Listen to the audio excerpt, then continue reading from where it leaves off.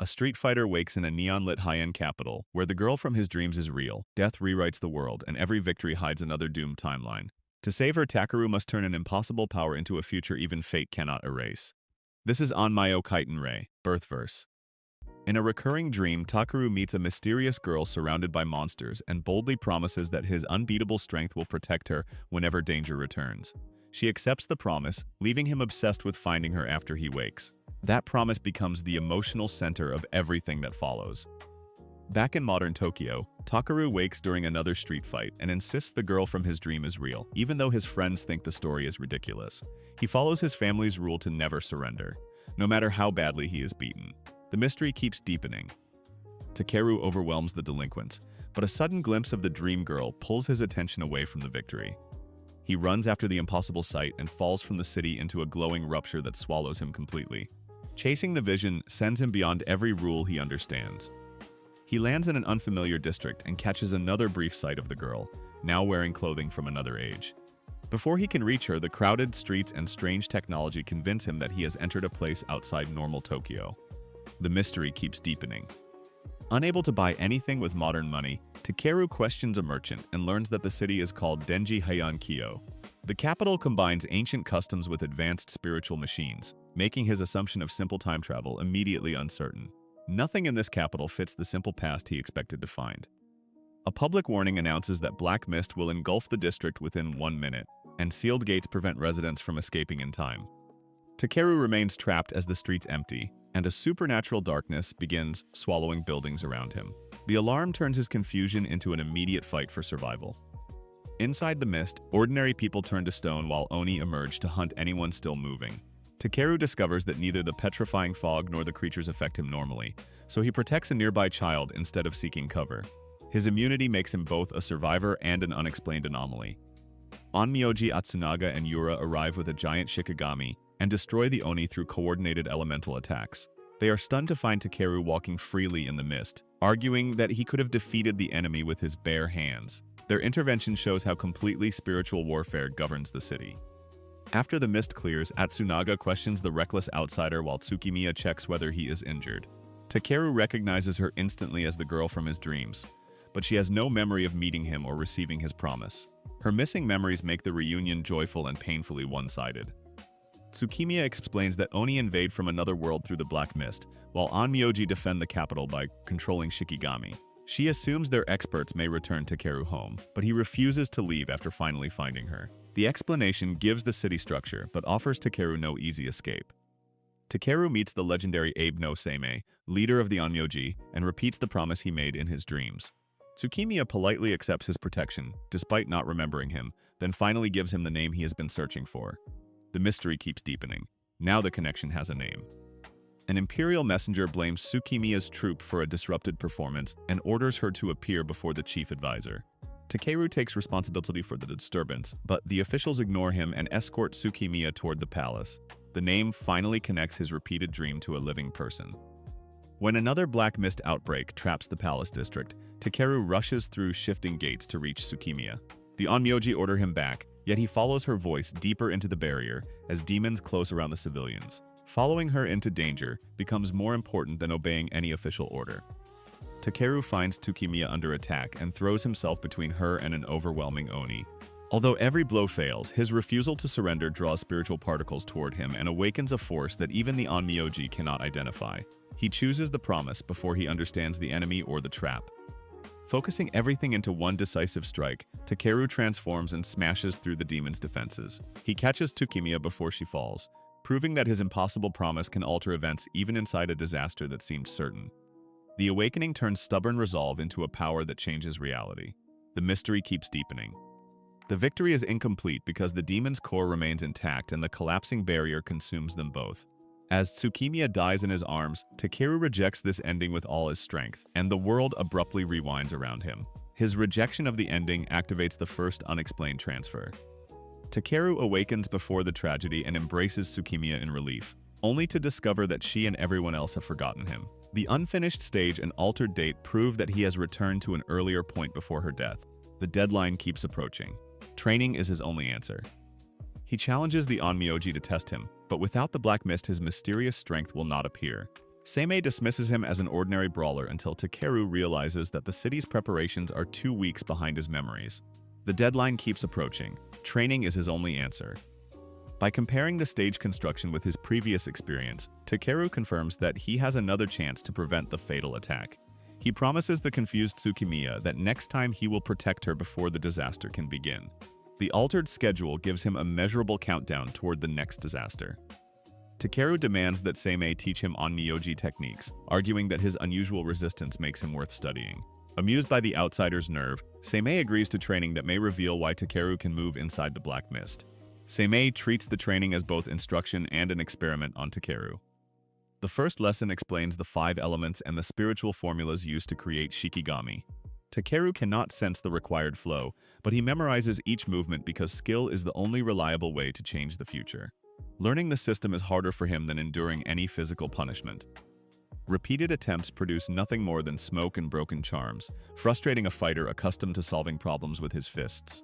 Seimei tells him that power without understanding will never answer, forcing Takeru to begin learning patience. Every failed charm forces the impatient fighter to rebuild his instincts. Atsunaga reluctantly lets Takeru stay at his home, where the outsider repays him by cooking an unexpectedly good meal. Their arguments soften into competition, and Takeru gains his first genuine ally in this unfamiliar capital. Sharing a home begins turning Atsunaga from rival into dependable partner. The deadline keeps approaching. During training, Takeru asks what happens to people caught in the black mist after the Onmyo retreat. Atsunaga admits that anyone left behind is normally lost, a truth that makes Tsukimiya's coming danger even more urgent. The answer removes any illusion that the Onmyo can rescue everyone. Takeru keeps failing to summon a proper Shikigami, while Yura criticizes his lack of control and respect for technique. Rather than quit, he studies how the others combine breath, stance, and intention before releasing spiritual energy. Yura's criticism teaches him that control matters as much as courage. Seimei stages a harsher test by sending a controlled creature at Takeru before he is ready. The threat forces him to stop imitating formal movements and respond through the instinct that previously awakened inside the mist. Pressure reveals a personal method hidden beneath his failed imitation. The deadline keeps approaching. A faint spiritual shape finally forms around Takeru's strike, proving that his power can be called outside immediate mortal danger. Seimei recognizes a rare connection to world particles and pushes him to repeat the result under pressure. The weak manifestation is the first repeatable proof of his unusual gift. The training grows into a real duel, and Takeru uses speed and close combat to compensate for his weak spells. His unconventional style catches the Onmyo off guard and demonstrates that he can support a Shikigami rather than merely command one. The deadline keeps approaching. When the summoned enemy threatens Tsukimiya, Takeru's protective impulse turns the unstable energy into a stronger manifestation. He blocks the attack and drives the creature back, giving Seimei the evidence needed to accept him as a trainee. Protecting her remains the trigger that organizes his unstable power. Takeru completes the trial by channeling his force through a Shikigami and landing a clean finishing blow. Atsunaga and Yura can no longer dismiss him as a reckless civilian, even if his technique remains dangerously improvised. The completed strike earns respect that words and boasting never could. Seimei formally allows Takeru to serve as an Onmyo, giving him access to the battles surrounding the Black Mist. For Takeru, the title matters only because it places him beside Tsukimiya when the remembered attack returns. He finally gains a lawful place beside the people guarding Tsukimiya. Now recognized as an Onmyo, Takeru joins a practice match against Atsunaga and immediately turns it into a personal contest. Their opposing styles reveal how far he has progressed and how much control he still lacks. The match measures his improvement without hiding the distance still ahead. Seimei investigates Takeru's unexplained arrival, the bell-shaped mark on his hand, and the power awakened by Tsukimiya's danger. None of the records describe an outsider who can gather world particles in the same way. The bell mark suggests his connection to this world began before arrival. Atsunaga wins the training exchange through disciplined timing, while Takeru relies on stubbornness to keep standing. The defeat teaches him that one powerful transformation cannot replace teamwork during a large-scale attack. A disciplined defeat exposes the limits of relying on one transformation. The fatal day draws closer. Yura watches Atsunaga spend more time with Takeru and hides her frustration behind sharper criticism. Her resentment matters because the pair must synchronize perfectly when controlling their great Shikigami. Unspoken jealousy threatens the exact partnership the city depends upon. The fatal day draws closer. Their trust remains unfinished. Tsukimiya prepares for the imperial performance that Takeru remembers as the beginning of the disaster. He checks every route around the stage and warns the troupe, but cannot explain how he knows the exact danger. Every rehearsal brings Tsukimiya closer to the moment he remembers losing her. Takeru privately tells Seimei that black mist will strike during the performance and describes details from the previous loop. Seimei remains skeptical, yet quietly reinforces the district because the prediction is too precise to ignore. Seimei prepares quietly because the prediction contains too many precise details. Yura confronts Takeru over his closeness with Atsunaga and challenges him to settle the tension through a direct fight. He accepts, hoping that honesty will stop her emotions from damaging the team's coordination. The challenge gives Yura a safer target for emotions she cannot express. The fatal day draws closer. Their hand-to-hand duel exposes that Yura is not angry with Takeru so much as afraid Atsunaga no longer needs her. Takeru refuses to guess for him and tells her to ask Atsunaga directly. Takeru's blunt advice forces the real relationship problem into the open. The fatal day draws closer. Atsunaga arrives before the argument becomes destructive and admits that he still depends on Yura's judgment in battle. The awkward conversation restores their partnership and removes a weakness the coming enemy could exploit. Their honest exchange restores the trust required to pilot one Shikigami. The fatal day draws closer. The imperial performance begins, and Tsukimiya dances before the chief advisor while Takeru scans the audience for signs of the remembered trap. The peaceful ceremony only increases his certainty that the black mist is seconds away. The beauty of the dance cannot erase Takeru's awareness of the countdown. The warning arrives exactly as Takeru predicted, allowing the Onmyoji to evacuate more civilians before the district seals. His impossible knowledge earns immediate trust, but Tsukimiya remains inside the spreading darkness. Advance warning changes the evacuation even before the battle itself begins. The fatal day draws closer. Takeru, Atsunaga, and Yura enter the mist together and confront an Oni positioned near the stage. Their improved coordination keeps the creature occupied while Takeru searches for the path leading to Tsukimiya. The three fighters enter with a plan instead of repeating a desperate rescue. The fatal day draws closer. A shifting barrier separates Takeru from the others and recreates the isolation that led to Tsukimiya's death before. This time he recognizes the trap, breaks through its moving gates, and reaches her earlier. Recognizing the mechanism lets Takeru break the trap before it closes. The fatal day draws closer. The demon attacks Tsukimiya, but Takeru channels his awakened force before despair can overwhelm him. Atsunaga and Yura arrive in time to restrain the core, giving Takeru the opening for a decisive strike. Their timing transforms separate strengths into one coordinated defense. The fatal day draws closer. Takeru destroys the enemy completely and carries Tsukimiya out alive, changing the outcome that once triggered the reset. The successful rescue proves that the future is not fixed, yet Seimei watches the unfamiliar power with growing suspicion. Saving her without another reset proves that choices inside a world matter. After Tsukimiya survives, Seimei invites Takeru to join the 5 Stars, an elite group chosen for the Centennial Pandemonium. Takeru accepts before understanding the ritual because the position will keep him close to the next threat. The invitation expands his responsibility from one girl to the entire capital. Seimei explains that every 100 years a boundary opens toward the demon world, forcing 7 battles that determine Denji Heiankyo's survival. 2 5 Stars must pilot a great Shikigami while the remaining fighters protect its approach. The ritual's rules explain why the Onmyoji train for a war no citizen sees. Takeru helps repair the district damaged by black mist and sees how ordinary residents rebuild around dangers they barely understand. The work turns the capital from a strange setting into a community he genuinely wants to defend. Reconstruction shows the ordinary lives hidden behind Seimei's calculations. A conversation with Atsunaga reveals that Seimei has led the Onmyoji for roughly 1,000 years without aging. Takeru laughs off the impossible claim at first, but the city's records and Seimei's calm authority support it. Seimei's impossible age becomes another unanswered part of the city's design. Tsukimiya invites Takeru to the festival before the Centennial Pandemonium, giving them a rare evening without training or alarms. He treats the outing like a date, even while pretending that protecting her is his only concern. The festival offers a fragile version of the future Takeru wants to preserve. They sample food, visit stalls, and watch the city celebrate another century of survival. Tsukimiya's easy happiness shows Takeru what will be lost if the coming battle ends as it did in his memories. Their happiness makes the approaching sacrifice feel even more unacceptable. The ritual cannot be delayed.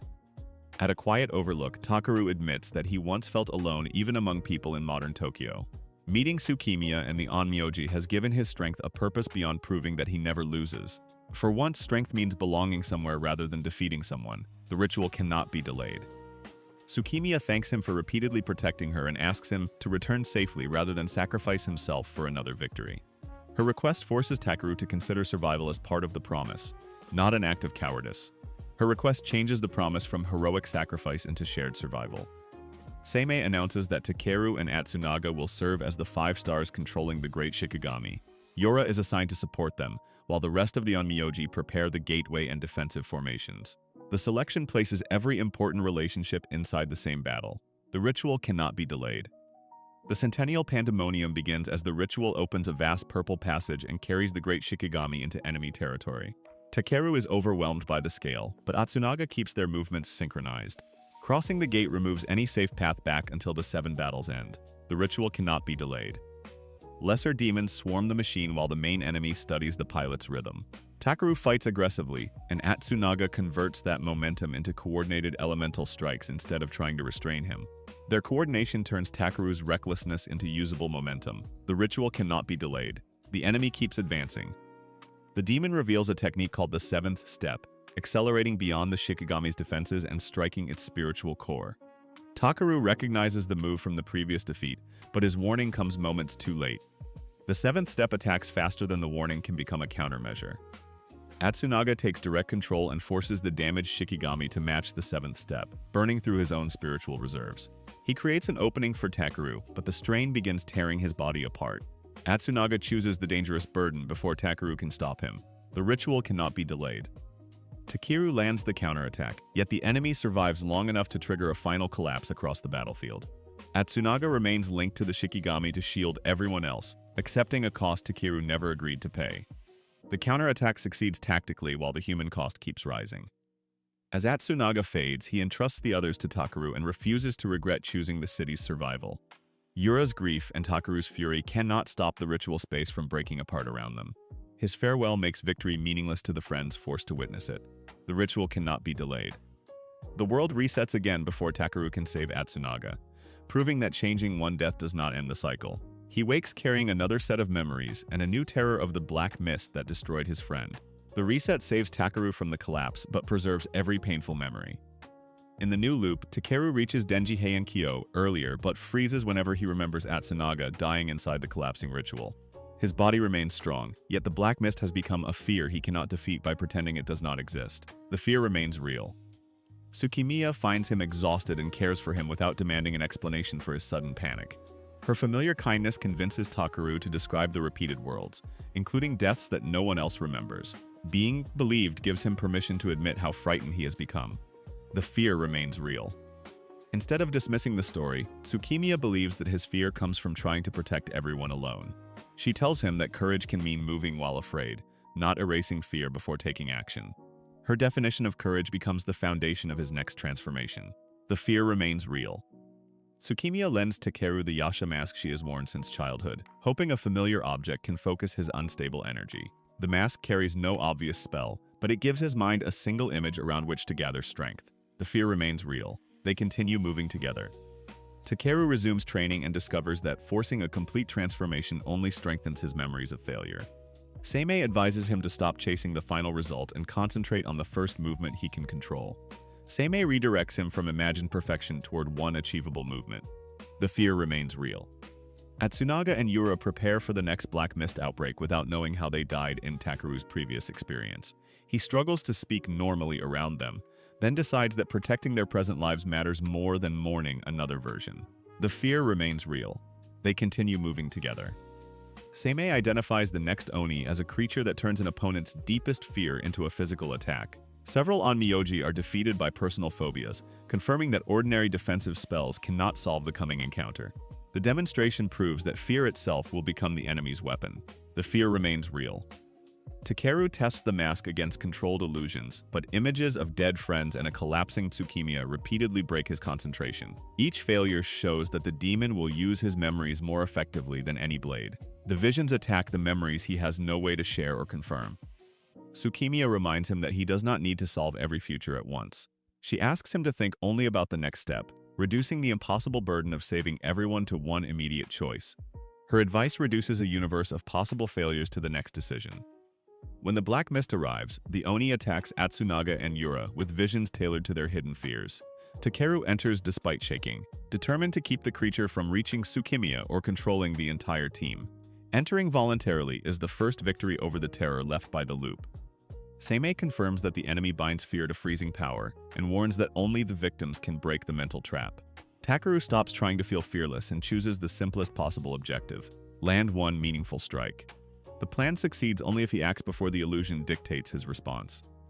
The Oni fills the battlefield with visions of every death Takeru has witnessed, including Tsukimiya slipping from his hands. He nearly retreats, but the memory of her advice gives him a direction through the terror. The repeated deaths are strongest because they contain real memories, not inventions. Atsunaga and Yura hold the physical body back while Takeru advances through the illusion one step at a time.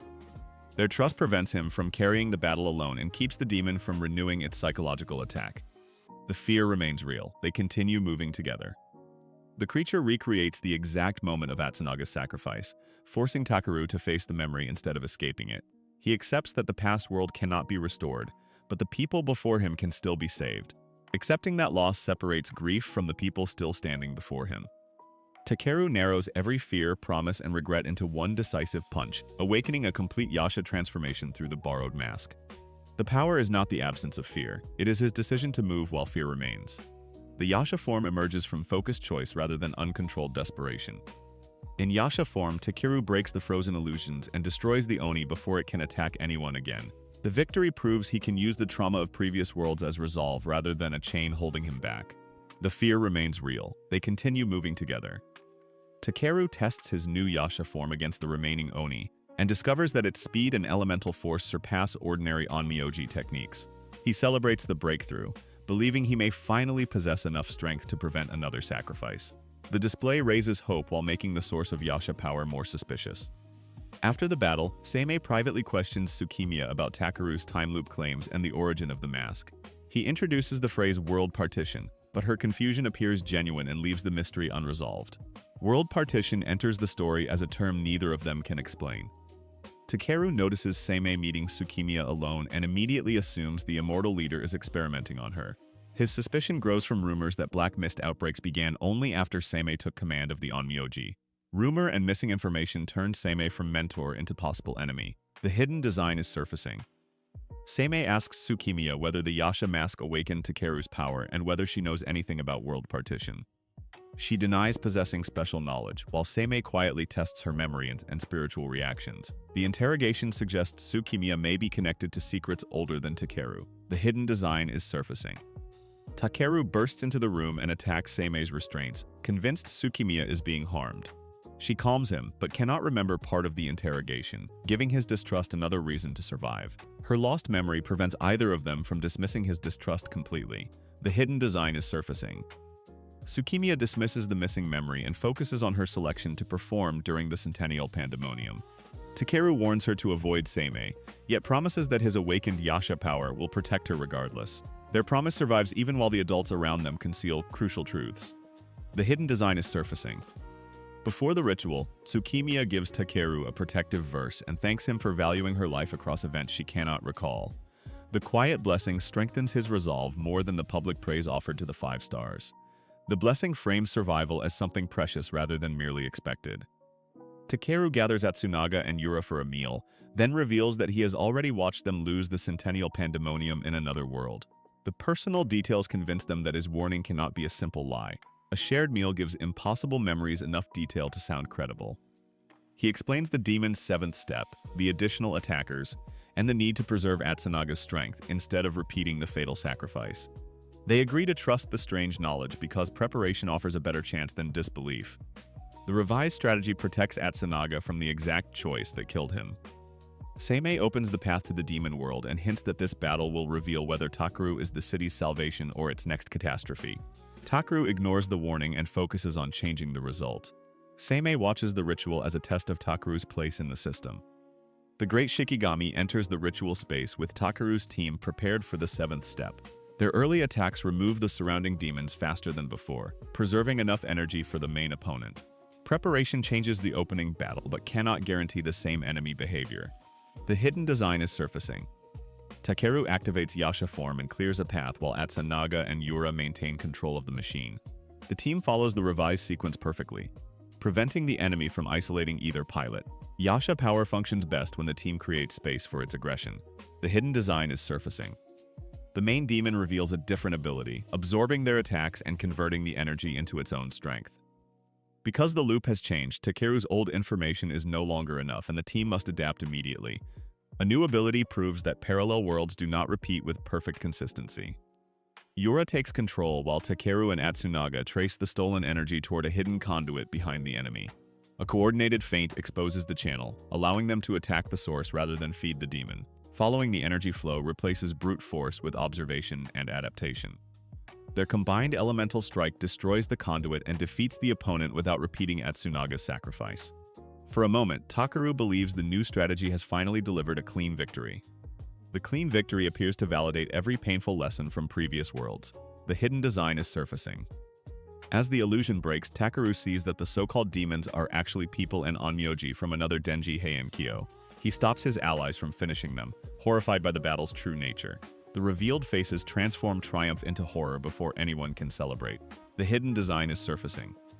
Seimei confirms that Takeru has seen the world without its protective deception. Weaker cities become nourishment for stronger ones. He calls the massacre a natural law, then lets the defeated world collapse and sends Takeru onward. Seimei's answer exposes world partition as an engineered cycle of human sacrifice. Takeru awakens in another Denji Heian-kyo and immediately senses that this version is fundamentally wrong. The residents have never heard of Tsukimiya, and landmarks connected to her troop do not exist. The absence of Tsukimiya is more disturbing than any visible destruction. There is no harmless answer. He finds Yura and learns that Atsunaga died during an earlier Black Mist incident, while Seimei now leads a research center instead of the familiar Onmyoji order. The altered history proves this is not the past he remembers. Atsunaga's death confirms that each branch carries its own irreversible losses. Searching the changed capital, Takeru discovers a hidden stage and follows signs of spiritual activity toward another Black Mist outbreak. He hopes the anomaly will lead him to the missing people and answers he needs. The hidden stage suggests erased relationships still leave physical traces behind. Inside the mist, he encounters a living Atsunaga from another world controlling a Shikigami that Yura mistakes for an Oni. Takeru intervenes before the two sides destroy each other. Seeing allies as enemies demonstrates how the Bell illusion sustains the war. There is no harmless answer. Seimei appears and addresses Takeru by name, revealing that his own memories cross worlds even though he never travels through time. He promises to explain two misunderstandings behind the repeating disasters. Seimei's recognition makes him the first person able to explain the transfers. There is no harmless answer. Seimei explains that reality contains branching timelines and countless parallel worlds rather than one history that repeatedly resets. When Takeru approaches death, an unknown ability moves him into another branch instead of reversing time. The revelation changes Takeru's goal from correcting time to navigating reality. There is no harmless answer. There are 100 versions of Denji Heian-kyo, each with different residents, losses, and outcomes. Because Takeru entered from outside the system, only one version of him exists, carrying memories from every transfer. His uniqueness makes him valuable to Seimei and isolated from every stable branch. The bell marks worn by citizens distort perception, making Onmyoji from other worlds appear as monsters during Black Mist events. Takeru's altered eyes now pierce the disguise and reveal whom he has truly been fighting. The marks turn compassion into ignorance by hiding the victim's human face. Seimei admits he created the marks to spare soldiers from realizing they were killing alternate versions of their own people. The Black Mist supplies world particles that power this deception and the wars between cities. Seimei calls the deception mercy, but it also keeps soldiers obedient. He argues that every person tries to escape an unwanted future, just as Takeru repeatedly sacrificed enemies to save Tsukimiya. Then he asks what became of Heian-kyo in Takeru's modern age, where the capital exists only in history. There is no harmless answer. The cost is already visible. Seimei reveals that he created 100 experimental worlds to search for a future where the capital could survive indefinitely. Each world lasts about a century, gathering knowledge before it is forced into competition with the others. A century is only an experiment interval to the immortal architect. This cycle is world partition. Losing Denji Heian-kyo branches are absorbed as nourishment, while the winner inherits their technology and experience. Seimei refuses to stop because he believes limited sacrifices protect the larger human future. Inherited knowledge is purchased with worlds that never consented to disappear. Takeru calls the system murder, but Seimei claims they are alike because both choose certain lives over countless unseen strangers. He attacks, intending to study the outsider's power and remove a threat to the cycle. Their similarity is real, but Takeru rejects the scale and permanence of Seimei's choice. Takeru resists and declares that no future built by forcing innocent worlds to kill one another can be called better. Kazura remains loyal to Seimei, arguing that the sacrifices have preserved civilization for generations. Kazura's loyalty shows how many people built their identities around the system. Their clash destabilizes the remaining world particles and begins another transfer before either side can win. Takeru reaches for the people disappearing around him, refusing to accept that their lives are merely failed data. The transfer begins before the moral argument can produce any resolution. There is no harmless answer. As the branch collapses, Takeru resolves to find his Tsukimiya and destroy world partition itself. The goal is no longer changing one tragedy. He must create a future where no parallel city is sacrificed. His new objective includes every world whose people were denied a choice. Takeru reunites with a Tsukimiya who remembers the other worlds and claims she came from a ruined future using consciousness transfer technology. She says Earth eventually became uninhabitable and humanity escaped to the moon. Her knowledge offers answers while creating a new reason to doubt her. The rebellion moves forward. Tsukimiya describes a lunar society where resources were so scarce that even air had a price and the poor were abandoned. She became an engineer in a temporal migration project, hoping to escape that hopeless future. The lunar future shows the distant consequence Tsukimiya is desperate to avoid. Scientists learned to digitize a mind and send it into a person in the past, but the process consumed too many resources for public use. Before the project launched, one woman destroyed the lunar colony and everyone living there. The rebellion moves forward. Their target is finally clear. Believing world partition created that disastrous future, Tsukimiya secretly transferred herself into a girl destined to become a high-end dancer. She has been trapped within the century-long cycle ever since, searching for a way to change history. Her mission began as survival, then became entangled with countless alternate lives. She reveals that all parallel versions of herself share memories through a mysterious protector, which is why she remembers every meeting with Takeru. She hid the truth because Seimei might have discovered her connection to the system. Shared memories explain both her affection for Takeru and her practiced secrecy. Tsukimiya returns the Yasha mask and suggests Takeru's unusual power may be the one force capable of stopping Seimei. Their shared memories restore his trust, though her complete purpose remains uncertain. Returning the mask makes their alliance personal despite the hidden agenda. The rebellion moves forward.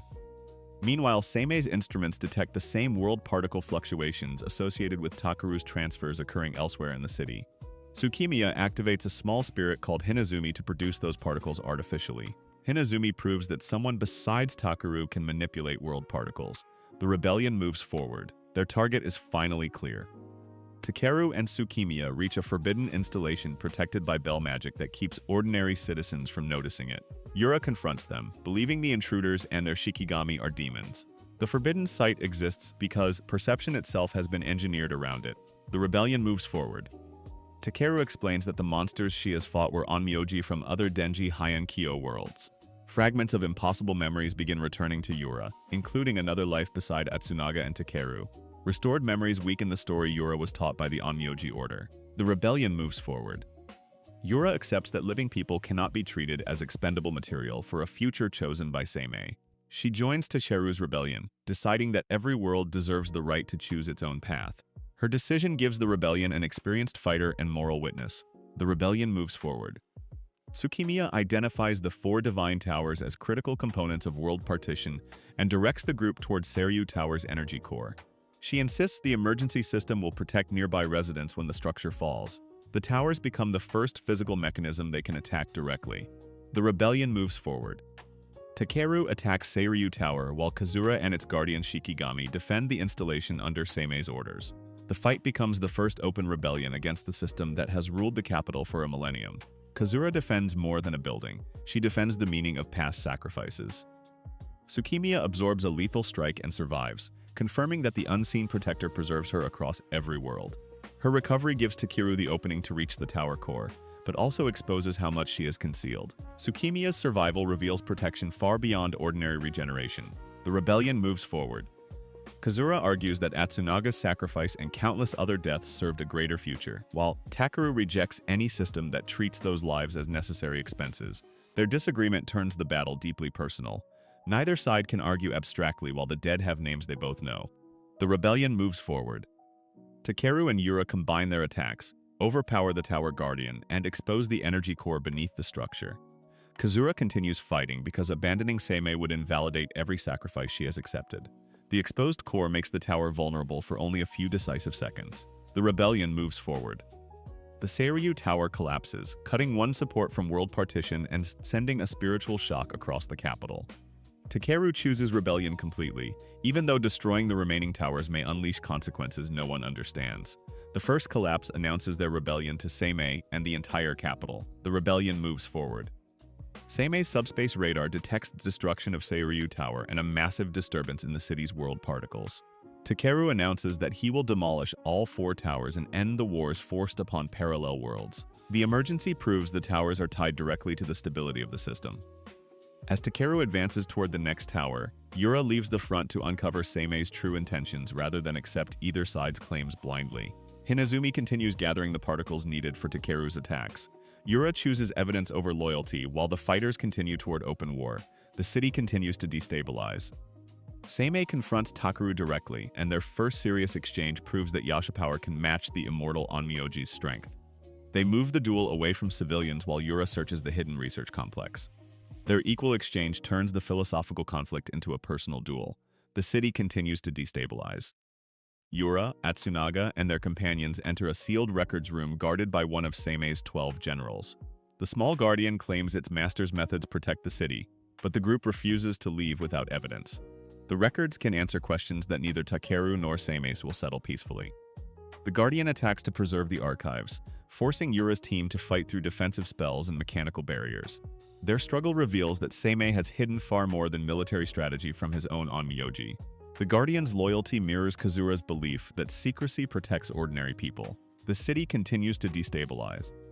Inside the records, they find centuries of footage showing Denji Hyankyo worlds destroying and absorbing one another during centennial pandemonium.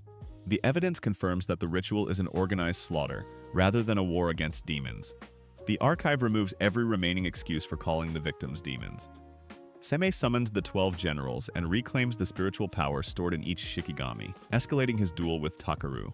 He declares that determination, not raw power, will decide whose future survives. Reclaiming the generals concentrates a millennium of stored power in Seimei. The city continues to destabilize. Takeru answers with the single-strike focus learned through the Yasha mask, concentrating his promise to Tsukimiya into a direct assault. Hinazumi supplies more world particles as both fighters prepare their strongest techniques. Both fighters reduce their opposing futures to one uncompromising strike. The city continues to destabilize. Their ultimate attacks collide repeatedly, tearing through the district and exhausting both combatants without producing a clear winner. Takeru refuses to die before ending world partition, while Seimei refuses to abandon 1,000 years of work. The clash damages the city they each claim to be protecting. When debris threatens the capital, Seimei diverts power to protect civilians, revealing that his cruelty still comes from a desire to preserve human life. Takeru recognizes the contradiction and challenges him to remember his original purpose. His protective reflex proves that Seimei has not become indifferent to life. Takeru repeats that even one person can change the future, a phrase that strikes Seimei with memories of someone from his distant past. The duel pauses long enough for Yura's group to demand the full truth. Kunihito's words reopen the human motive buried beneath Seimei's system. Yura confronts Seimei with the records and asks why world partition began and what the dangerous convergence of world lines means. Before he can answer, white feathers and spatial distortions spread across the city. The white feathers signal that another power has noticed their rebellion. The city continues to destabilize. Tsukimiya suddenly returns after an apparent death, proving that her digitized consciousness can occupy another body when one version is destroyed. She immediately moves to eliminate the final tower and prevent Seimei's investigation. Her return changes death from an ending into another tool of manipulation. The city continues to destabilize. She admits that 100 parallel lives give her shared memories and an overwhelming accumulation of happiness. Tsukimiya wants world partition to continue because each version adds more experiences to the single mind she shares. Accumulated happiness has made the cycle personally addictive to Tsukimiya. The city continues to destabilize. Tsukimiya reveals that Seimei's research is approaching the entity protecting her, then destroys the remaining divine towers as convergence begins. The city collapses into light, and Takeru is separated from her before he can choose whom to believe. Destroying the towers protects her secret while pushing every world toward convergence. Takeru awakens inside defeated Denji Hyankyo, whose residents calmly prepare to be absorbed into the next surviving world. Seimei explains that their memories and spiritual essence will become part of the victor through world partition. The defeated citizens reveal what Seimei means when he calls absorption survival. Horrified that people have accepted death as a transfer of knowledge, Takeru demands the complete history behind Seimei's system. The immortal Onmyoji agrees, hoping his past will explain why he cannot simply stop. Takeru will not judge the system without hearing the choice that created it. 1,000 years earlier, young Seimei met Kunihito, a blunt river guard who despised Onmyoji but protected ordinary citizens without hesitation. Their first meeting became a brawl before mutual stubbornness forced them to listen. Kunihito embodies the ordinary courage Seimei's later calculations stopped trusting. The memory still shapes Seimei. Seimei predicted a catastrophic flood 2 years ahead and asked the river guards to strengthen the embankment. Kunihito volunteered because his homeland had suffered floods, challenging the nobles who preferred to dismiss the warning. The flood warning begins their shared attempt to defeat a predicted future. They began building a stronger dam, but earthquakes, storms, and repeated accidents slowed every stage of construction. Seimei's new predictions kept returning to the same flood, no matter what precautions they added. Every obstacle makes predestination appear more deliberate and less natural. The memory still shapes Seimei. The Onmyoji concluded that the disaster had become predetermined, and that their labor could not change the outcome. Kunihito rejected the prediction, insisting that a future is something people confront through action rather than surrender. Seimei's certainty collapses when his own methods show no branch toward success. Kunihito returned to work and pulled Seimei into the effort, arguing that even one person can redirect the future. Inspired by that certainty, Seimei stopped observing from a distance and helped complete the dam. Kunihito turns hope into labor, forcing Seimei to participate rather than observe. 3 days of rain arrived, yet the reinforced embankment held and the city escaped the predicted flood.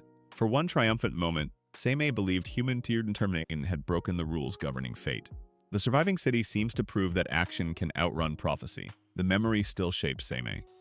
A separate accident then threatened a child, and Kunihito died saving the victim despite the successful dam. Seimei realized the prediction had preserved the death while changing only the path leading toward it. Kunihito's death preserves the prediction through a cruelly different route. The memory still shapes Seimei. Before dying, Kunihito repeated that one person can change the future, and trusted Seimei to discover how the rules had been altered. The loss transformed Seimei's grief into a lifelong war against predetermined outcomes. His final trust becomes the command Seimei spends a millennium trying to fulfill. Seimei violated a sacred taboo to create 100 parallel worlds, gaining immortality as the price. The branches initially expanded humanity's possibilities, but after 5 years most converged, collapsed, and killed millions. Immortality gives Seimei endless time but no protection from repeating failure. The memory still shapes Seimei. Unable to prevent convergence, he invented world partition so doomed branches could pass their knowledge into a surviving one. This extended each world's life from a few years to roughly a century, but institutionalized the massacres Takeru witnessed. World partition postpones extinction by converting other lives into resources. Seimei asks Takeru to help reach the unknown entity causing convergence, believing the outsider's world-crossing ability can enter its hidden domain. Tsukimiya names the entity the Great Time Bird and reveals that it exists in her lunar future. The alliance requires Takeru to understand the enemy beyond the visible worlds.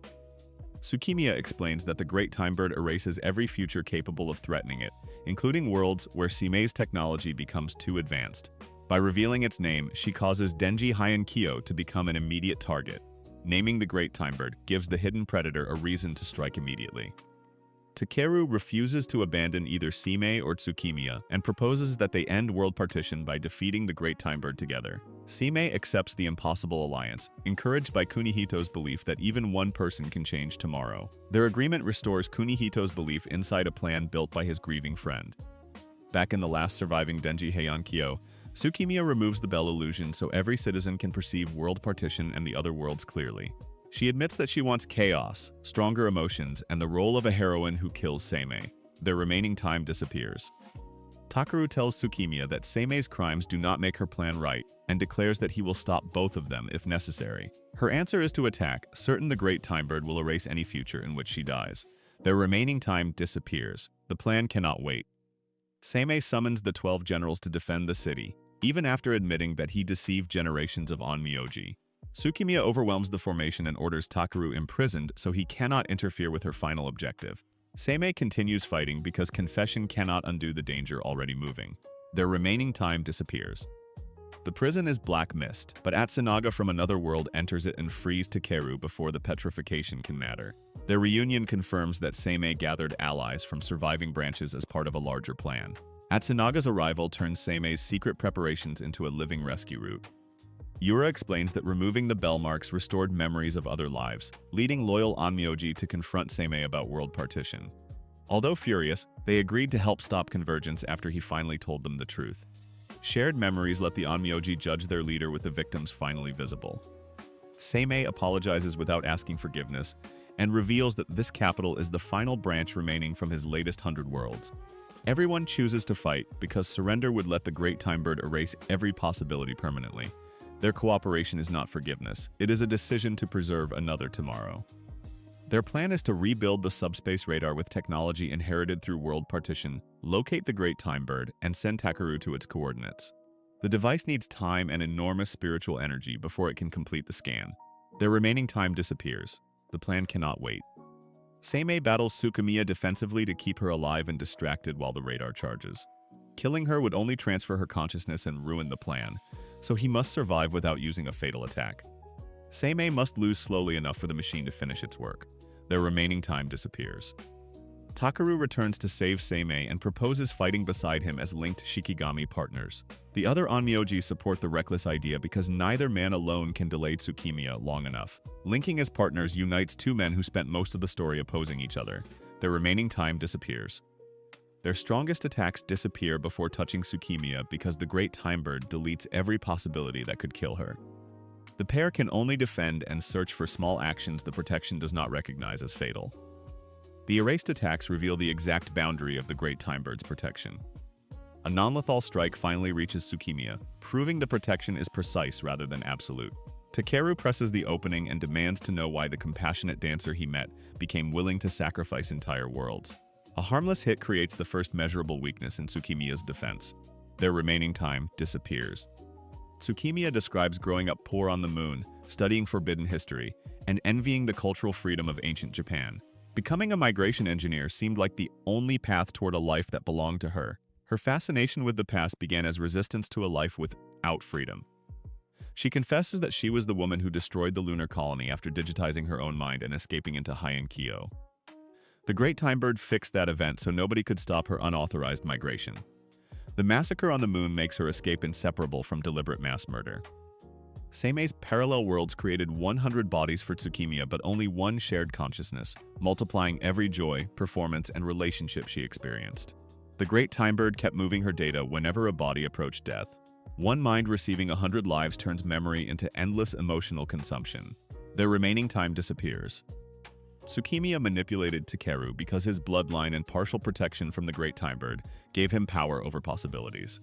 She needed him to weaken Seimei and preserve the endless cycle that supplied her accumulated happiness.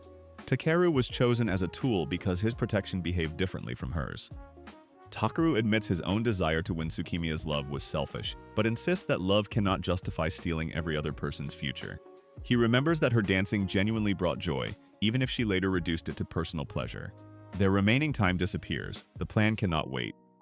Anticipating the radar, Tsukumiya destroys Genbu Tower and the device hidden inside it before the scan appears complete. With their only route to the Great Time Bird seemingly gone, Seimei's alliance believes the final plan has failed. The destroyed radar makes Tsukumiya believe she has removed their final option. The defenders regroup among the ruins, with Tsukumiya preparing to eliminate Seimei and everyone still resisting her. Takeru refuses to accept defeat even though the radar is destroyed and the Great Time Bird remains unreachable. The ruins leave only the information the radar may have transmitted in time. Hinazumi turns against Tsukumiya and gives its energy to Takeru, allowing him to enter Yasha form once more. The small spirit reveals that even her own companion wants the cycle of sacrifice to end. Hinazumi's choice proves loyalty can change when its master's path becomes destructive. Takeru lands attacks that the Great Time Bird fails to erase, leading Seimei to suspect that his power changes which possibilities can exist. Unlike ordinary spells, Takeru's chosen outcomes remain real after the protection reacts. A possibility created by Takeru survives the erasure designed to remove it. Atsunaga reports that the radar transmitted the Great Time Bird's coordinates moments before its destruction. Seimei restrains Tsukumiya with harmless binding magic and sends Takeru and Yura toward the remaining receiver. The coordinates turn apparent failure into one narrow route toward the true enemy. The final choice is his. As allies hold the battlefield, Seimei identifies Takeru's true ability. He creates a desired version of himself and draws that possibility into reality. The same power explains his transformations and movement between parallel worlds. Seimei finally explains the pattern behind every miracle Takeru produced. The final choice is his. Seimei tells Takeru to desire a direct battle with the Great Time Bird and follow the current of world particles to its hidden location. The instruction turns an impossible journey into another single step he can choose. The instruction asks him to use desire deliberately rather than through desperation. Takeru wishes himself into the Great Time Bird's domain and confronts the enormous entity beyond ordinary space. Back in the city, Seimei and the Onmyoji continue delaying Tsukimiya while trusting Takeru to finish the fight. Entering the hidden domain makes the final battle independent of ordinary distance. The Great Time Bird begins erasing every future in which Takeru's attacks succeed, causing his strikes to vanish before reaching it. Its weakened protection around Tsukimiya confirms that the entity now considers him the greater threat. The split battlefield forces everyone to trust actions they cannot directly witness. Takeru repeatedly creates new winning possibilities, but the Great Time Bird deletes each one faster than he can claim it. For the first time, his stubborn method appears completely outmatched by an enemy controlling causality itself. Causality itself becomes the opponent that Takeru must outthink through conviction. When despair returns, memories of Tsukimiya, Atsunaga, Yura, Seimei, and every lost world speak through him. Their lessons remind Takeru that his strength was never created alone, and their possibilities join his own. The voices of lost worlds convert memory from trauma into shared strength. The final choice is his. Empowered by those bonds, Takeru stops searching for a future the bird permits and creates one beyond its predictions. He declares that no one will decide tomorrow in advance and charges with every accumulated possibility. He creates a choice whose existence does not depend on the bird's permission. Takeru's final strike reaches the Great Time Bird and destroys the entity that enforced convergence across the parallel worlds. At the same moment, Atsunaga, Yura, and Seimei overcome Tsukimiya's remaining defenses in the city. The strike ends the mechanism that made human possibilities converge and die. The final choice is his.